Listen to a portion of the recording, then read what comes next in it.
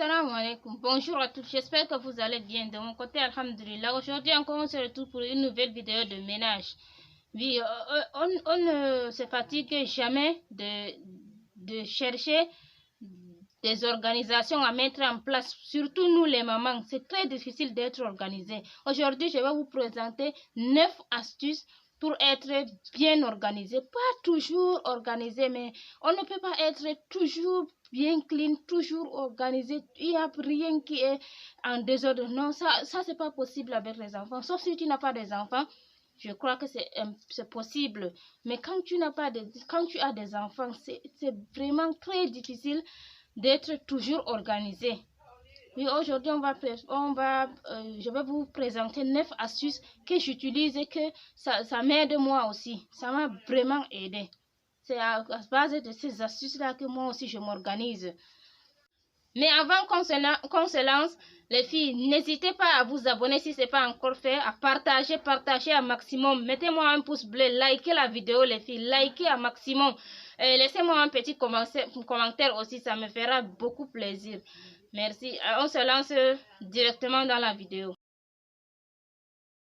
La première astuce, c'est d'avoir une organiseur. Qu'est-ce que cela veut dire? Avoir une organisation, c'est avoir un cahier ou quelque chose, un cahier, même un vieux cahier de vos enfants de l'année passée ou l'année surpassée. Prenez juste ça. Je ne me fatigue jamais de vous dire que faites toujours votre ménage avec ce que vous avez. Rangez toujours votre maison avec ce que vous en avez déjà, ce que vous disposez. N'attendez pas à dire que je vais aller acheter quelque part. Non, faites avec ce que vous avez. Avoir un cahier, ça c'est très important. Je n'oublierai jamais de vous le dire dans toutes mes vidéos. C'est ce qui aide beaucoup. Parce que quand tu prends note, tu te dis que demain je vais faire tel. Tu fais ton emploi du temps de la semaine. Toute la semaine, oui, on a toujours des imprévus, mais l'on propose, Dieu dispose. On va proposer quand même. Tu fais ton emploi du temps. Tu te dis que tel jour lundi, je vais faire telle tâche. Quand la journée de lundi finit, tu te poses le soir, tu vois ton liste de choses que tu devais faire en journée. Quand tu vois que toutes ces listes, tu les as réalisées, tu vas être fier de toi. Tu vas te sentir mieux toi-même dans ta peau. Prenez l'habitude de toujours noter toutes les petites choses que vous devrez faire. Notez-les. Ne les prenez pas à la légère. Essayez même les filles. Essayez même une fois. Vous allez voir. Ça va marcher. Si tu es quelque chose tu es flemmard, tu ne veux pas faire des choses, essaye de le noter. Tu dis qu'aujourd'hui là, je vais faire ça. Ça. Ne pas prendre beaucoup de choses. En fin de la journée, ce n'est pas possible de les finir. Même 3 tâches, 4 tâches. Tu dis qu'aujourd'hui là, cette journée ne passera pas tant que je n'ai pas fait cette tâche. Tu le fais. Si tu fais cette tâche, tu le notes. Tu mets juste. Si tu fais d'autres tâches, tu le notes. En fin de la journée, tu regardes ton cahier, tu vas voir que tu as fini les tâches et tu vas être fier de toi. Donc ça, c'est la première astuce. La deuxième astuce à mettre en place, les filles, c'est de ne jamais accumuler les tâches avant de les nettoyer. Ça, c'est un grand problème pour nous, les filles. C'est de mettre toujours au lendemain, d'accumuler les tâches. N'accumule pas. Quand tu finis de manger, rince ton plat et range ça. Quand tu laves le riz pour mettre dans la marmite, rince cette tasse et va le mettre à sa place. Ne pas accumuler des choses pour se dire que j'ai beaucoup d'assiettes à laver ou j'ai beaucoup d'habits à laver. Quand tu donnes son bain à ton enfant, lave ces habits-là. Si tu as le temps, bien sûr, lave et remets et étale ça directement. Ne pas accumuler des choses. Si tu vois quelque chose à nettoyer, nettoie vite fait. Ça te prendra que 2 minutes. C'est mieux de faire les tâches en 2 minutes que d'accumuler. C'est dire que je vais le faire tel jour. 7 jours arrive, tu dis que je suis fatiguée aujourd'hui, je vais le faire un autre jour. Ça accumule, n'accumulez pas. Vous allez voir, vous allez avoir une maison propre. ce n'est pas pour avoir toujours une maison très propre, toujours, non, nul n'est parfait. Mais avoir quand même une maison un peu propre. La troisième astuce, c'est de faire le tri, de toujours trier tes affaires. Jeter ce que tu n'utilises pas. Toujours trier. Le tri, c'est très important. Le tri, ça aide beaucoup parce que tu as toujours des affaires que tu n'utilises pas. Tu as toujours des affaires qui ne te servent à rien. Il y a, par exemple, le flacon de ton parfum est fini, tu le gardes toujours. Jette-les, faites le tri tous les jours, un petit peu, tous les jours. Ça aide beaucoup. Ça t'aide quand ton maison quand tes affaires sont triées, enlever les choses qui ne te servent pas. Ça rend ta pièce bien propre et bien jolie. La quatrième astuce n'est pas remettre toujours au lendemain. Ça, c'est un vrai problème si tu fais ça. Faire ce que tu dois faire aujourd'hui, ne le remets pas au lendemain. Parce que tu as toujours tendance à remettre au lendemain, ça va être... Le lendemain aussi, tu ne vas pas le faire. Hein? Parce que si tu le remets au lendemain, ça veut dire que le lendemain, là aussi, tu vas le remettre au surlendemain. Fais ce que tu dois faire aujourd'hui. Fais-le. Fais vite fait et tu vas être toujours à l'heure. La cinquième point, c'est d'avoir ta routine du matin et du soir. C'est très important, les filles. Si tu as ta routine du matin, par exemple, tu te dis que je me lève à 5 heures, je fais ma prière, mon askar, je lis un petit peu le Coran, puis je fais mon petit ménage du matin. Ne prends pas beaucoup de choses pour te dire que je vais faire le matin. Non, une petite routine ménage du matin, c'est très important, les filles. Avoir toujours une petite routine du matin. Du soir aussi. Ne te dis pas que le soir tu vas aller te coucher en laissant toutes les choses en désordre pour te dire que le lendemain je vais faire ça dans la routine du matin. Non, ça va te déstabiliser. Quand tu te lèves le matin, tu trouves que toutes tes affaires sont en bazar, tout ton salon. Le salon est en désordre. Tu as toujours le saleté sur ça. Ça, ce n'est pas bien. Il faut avoir l'habitude de tout un peu nettoyer avant d'aller au lit.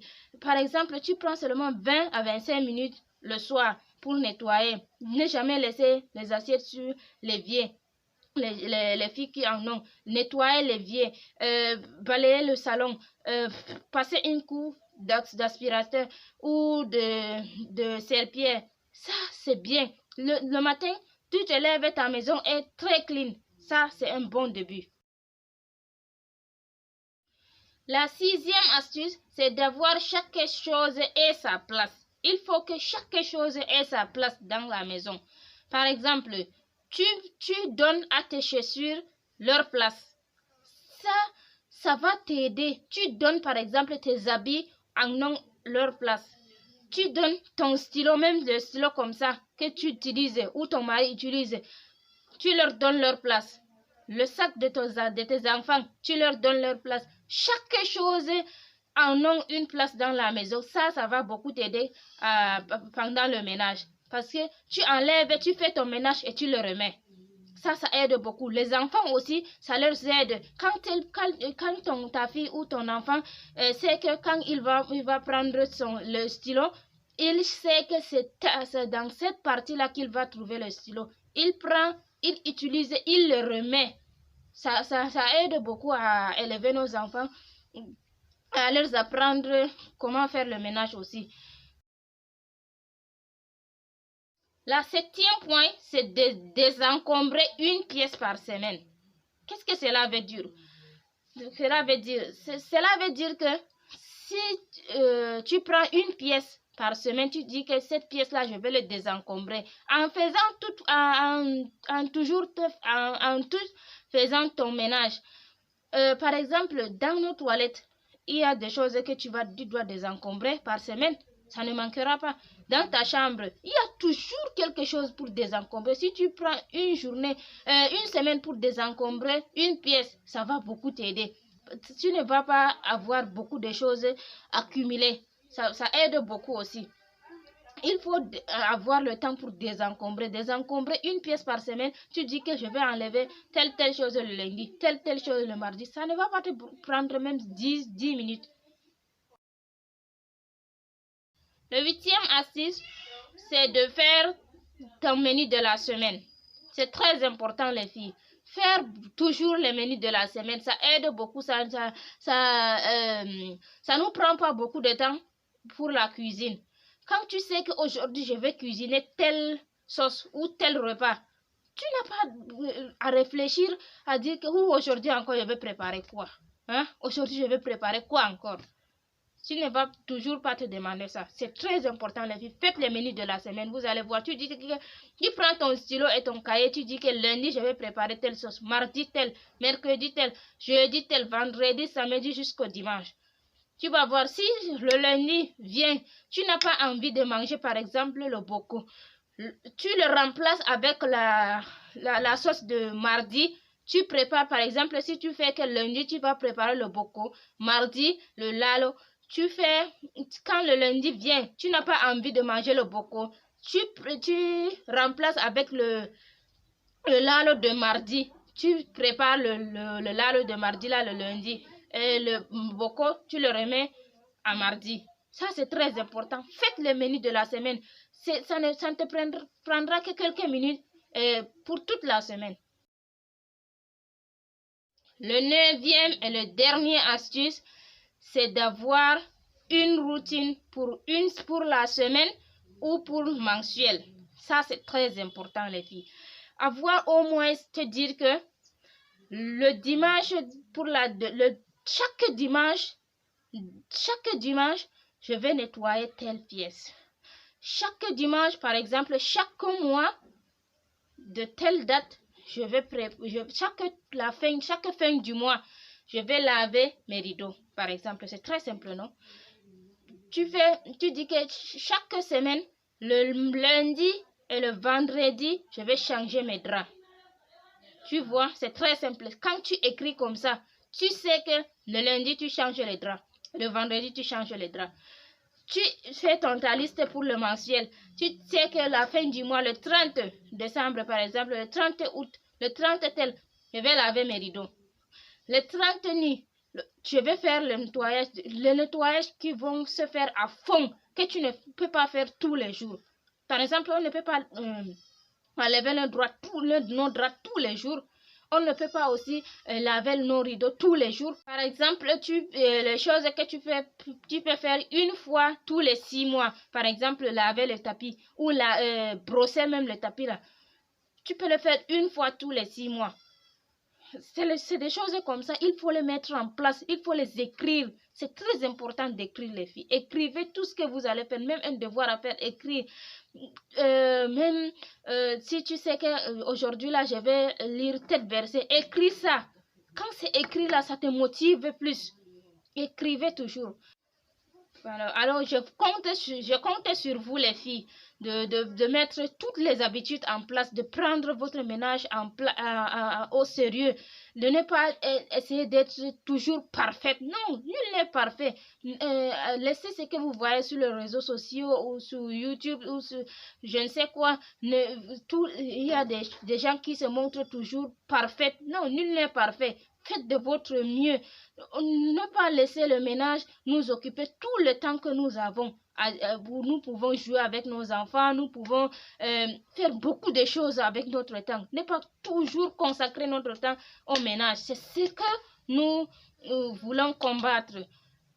Avoir même 10 minutes par là, 5 minutes par-ci pour faire le ménage. Ça, c'est très important. Ne pas consacrer tout notre temps sur le ménage. Oui, et être toujours propre. Je vous remercie d'avoir resté jusqu'à la fin. On se retrouve vendredi, Inch'Allah. Je vous remercie beaucoup. N'hésitez pas à partager, à liker la vidéo. Je vous embrasse. Bye bye.